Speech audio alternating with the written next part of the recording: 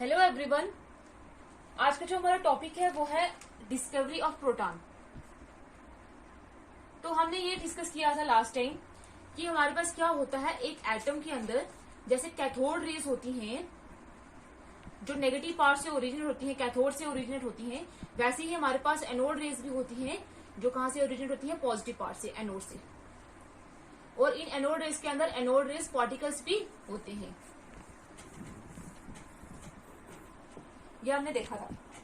अब 1919 में एक साइंटिस्ट था अर्नेस्ट रदरफोर्ड।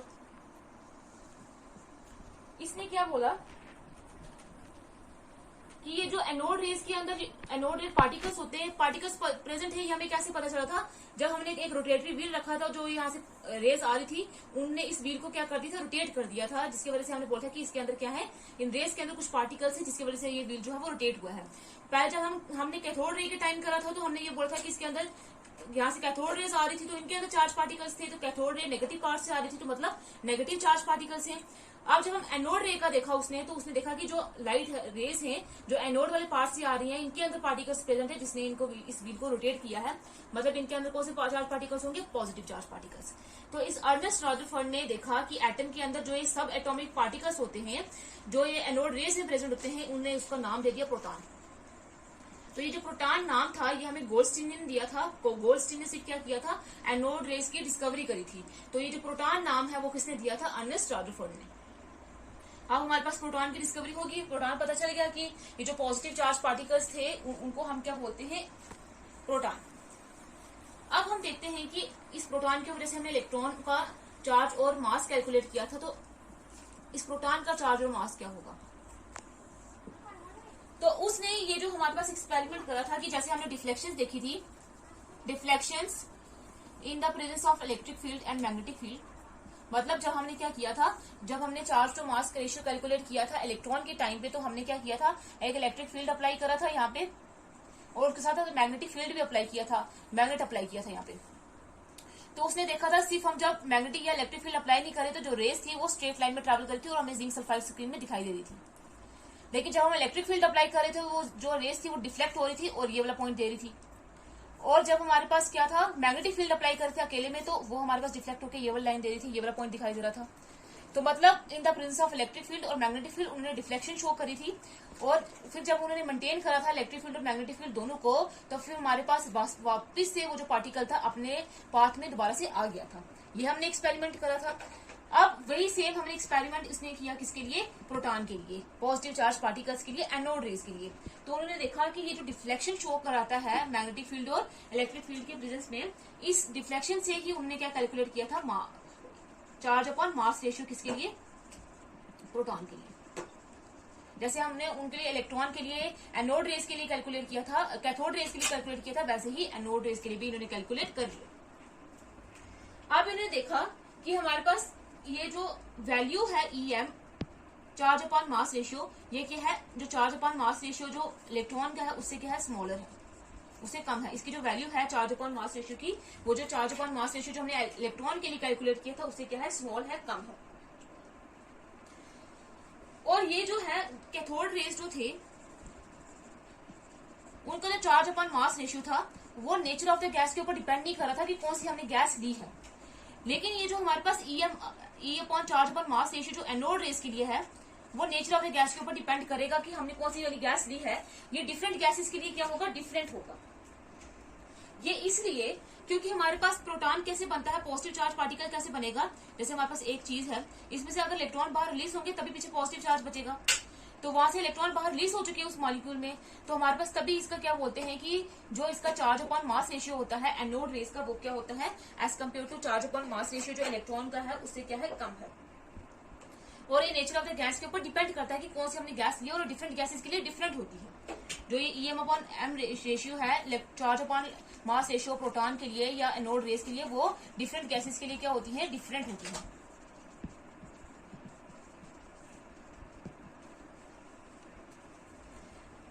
अब अगर इसी ये एक्सपेरिमेंट यूज करके उन्होंने क्या किया, हमारे पास उन्होंने हाइड्रोजन गैस ली।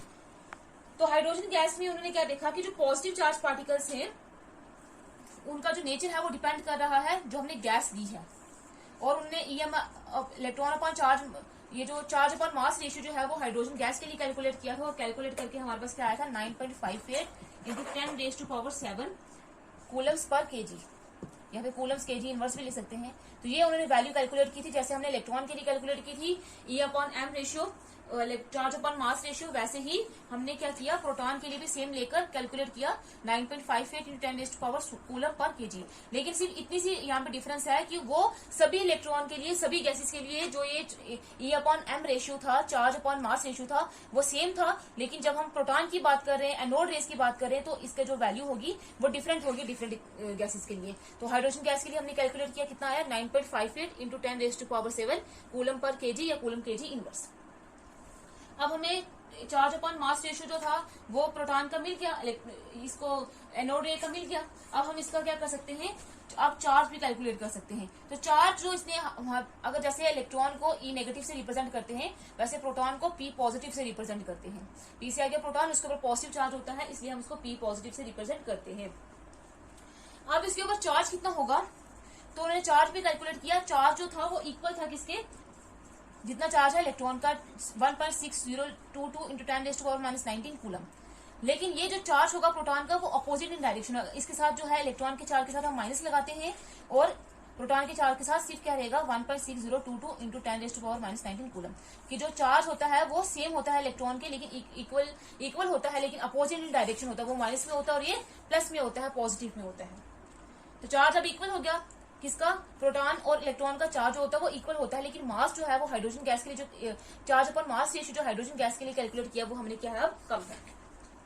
अब हम नेक्स्ट कैलकुलेट करेंगे क्या, इलेक्ट्रॉन का हमें, प्रोटॉन का हमें चार्ज अपॉन मास रेशियो मिल गया हाइड्रोजन गैस के लिए, और उसका चार्ज भी हमें पता चल गया। अब हम देखेंगे कि मास हम कैसे निकाल सकते हैं। तो मास जो है, अभी हमने गैस कौन सी ली हुई है, तो ये हमने लिया हाइड्रोजन गैस, मतलब चार्ज अपॉन मास रेशियो हमने किसका लेना है, हाइड्रोजन गैस का।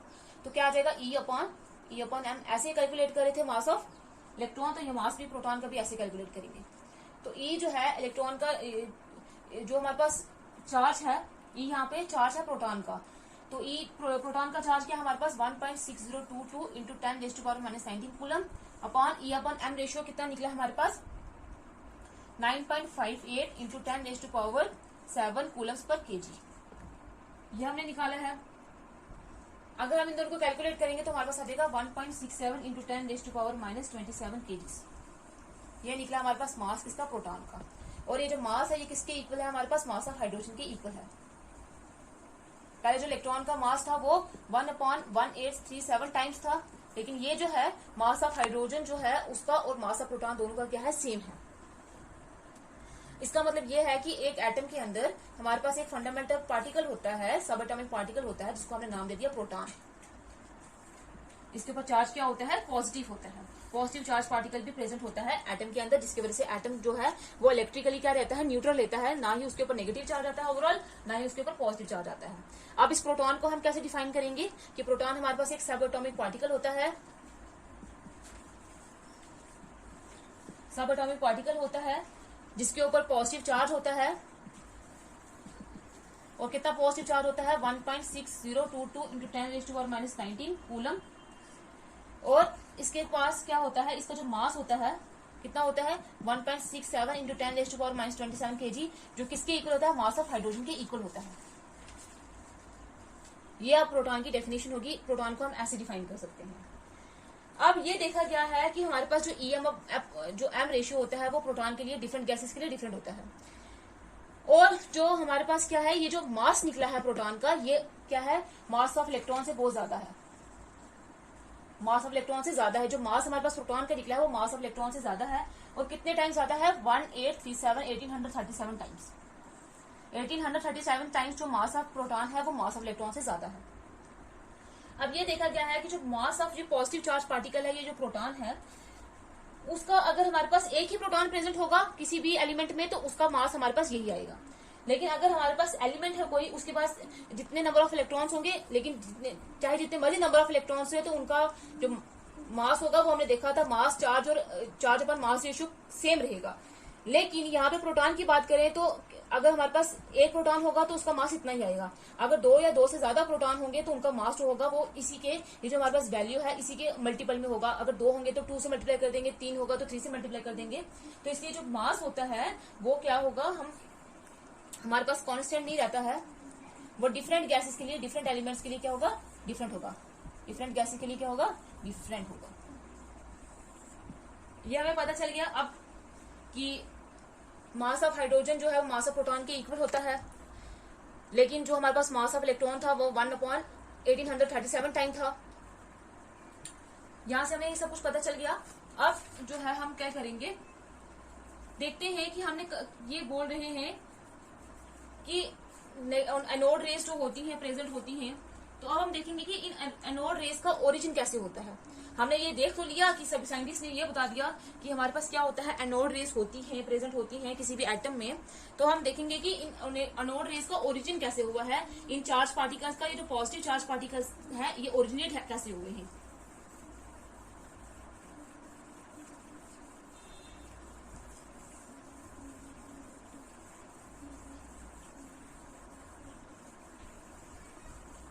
नेक्स्ट है हमारे पास ओरिजिन ऑफ एनोड रेस। किनार रेस भी बोल सकते हैं, पॉजिटिव रेस भी बोल सकते हैं। अब हमने ये देखा कि जो हमारे पास डिस्चार्ज ट्यूब थी, ये हमारे पास डिस्चार्ज ट्यूब थी, इसमें कैथोड वाला पार्ट था जो कनेक्टेड था हमारे पास negative terminal of the battery से। तो उसमें से कुछ जो रेस थी वो निकल रही थी।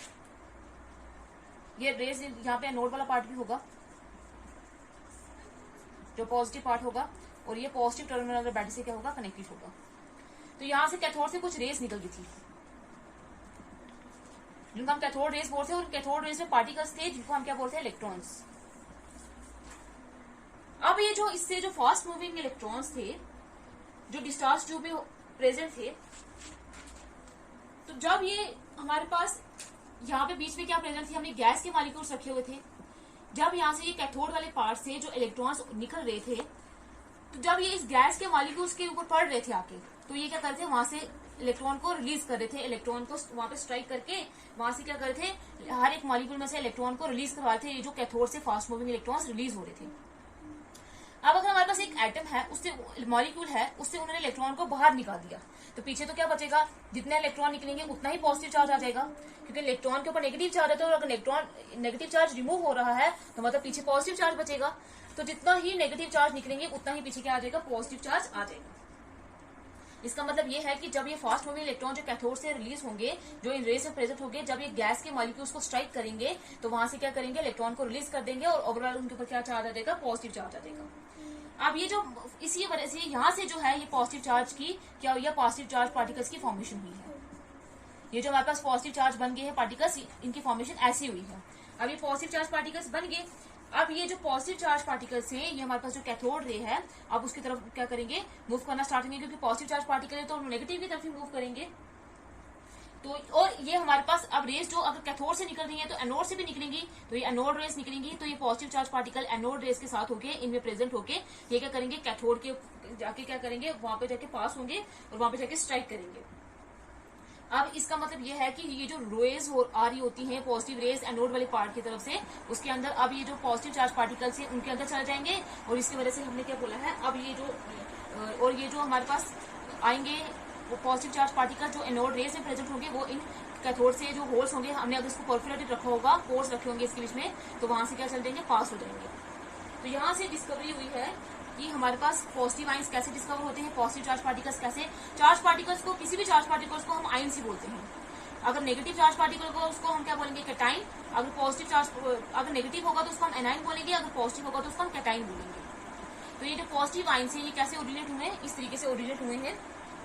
और ऐसे बोल सकते हैं कि हमारे पास क्या है, एनोड रेस कितने हैं और कितने पॉजिटिव चार्ज पार्टिकल्स जो है वो प्रेजेंट होंगे, कितने पॉजिटिव चार्ज पार्टिकल्स जो है वो रिलीज होंगे, वो डिपेंड करेगा कितने हमारे पास मॉलिक्यूल्स प्रेजेंट हैं, एटम्स या मॉलिक्यूल्स प्रेजेंट हैं, कितने एटम्स या मॉलिक्यूल्स को उन इलेक्ट्रॉन्स ने क्या किया है, स्ट्राइक करा है। जितना वो इलेक्ट्रॉन को स्ट्राइक करेंगे, मॉलिक्यूल या एटम को स्ट्राइक करेंगे, तो वहां से भी इलेक्ट्रॉन को बाहर निकालेंगे, उतने ही पॉजिटिव चार्ज पार्टिकल बनेंगे और वो वहां से रिलीज हो जाएंगे।